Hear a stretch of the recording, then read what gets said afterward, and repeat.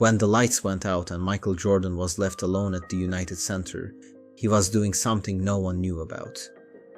After the cameras were off, that legendary man dropped to his knees and cried. Part 1. The Secret Ritual. It was the final playoff game of the Chicago Bulls' 1996 season. Everyone had gone home, the arena was empty. But Michael Jordan was still there, for hours. The security cameras kept recording. The footage was shocking. That cool, ice-cold man was trembling. But the truly shocking part hadn't surfaced yet. Janitor Joe Williams could never forget that night. An old hand who'd worked around basketball courts for 30 years, he stepped into the corridor when he heard noises around midnight. What he saw shook him deeply. Michael was there, standing at center court. I never told anyone this, but that night was different. It was like he was talking to ghosts. The words that came out of Jordan's mouth stunned Joe. "Dad, I did it, but is it enough?" Part 2. The Father's Shadow. James. Jordan's death changed Michael's life from the ground up. The summer of 1993.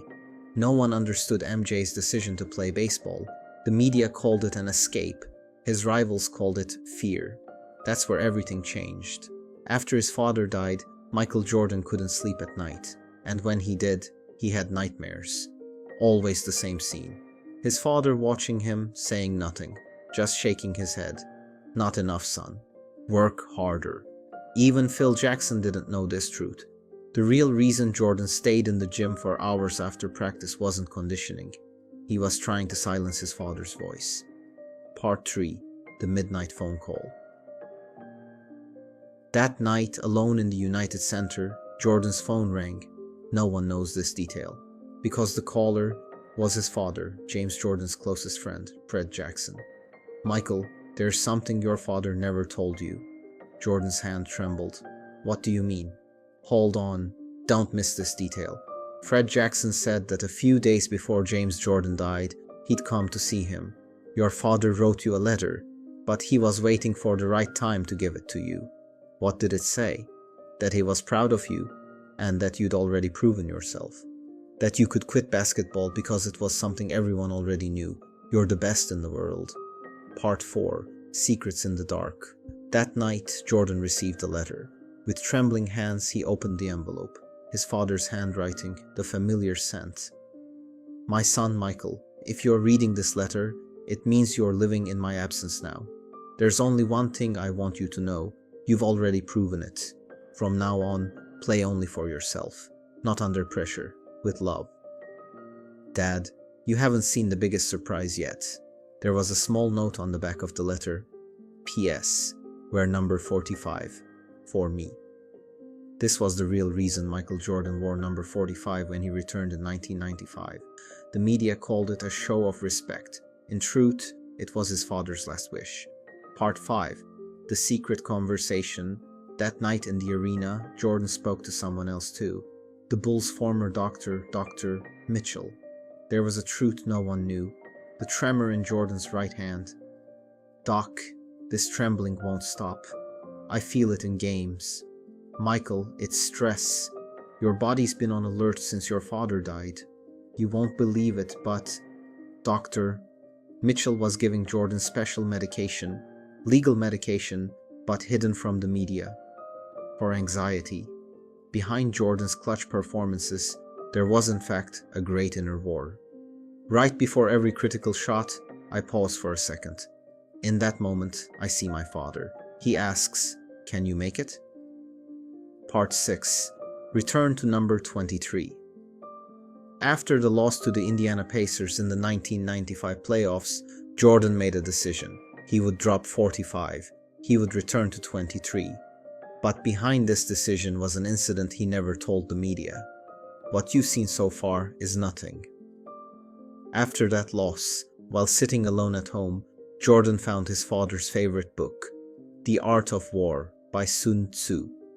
A photo fell out of it, him and his father, wearing his number 23 high school jersey.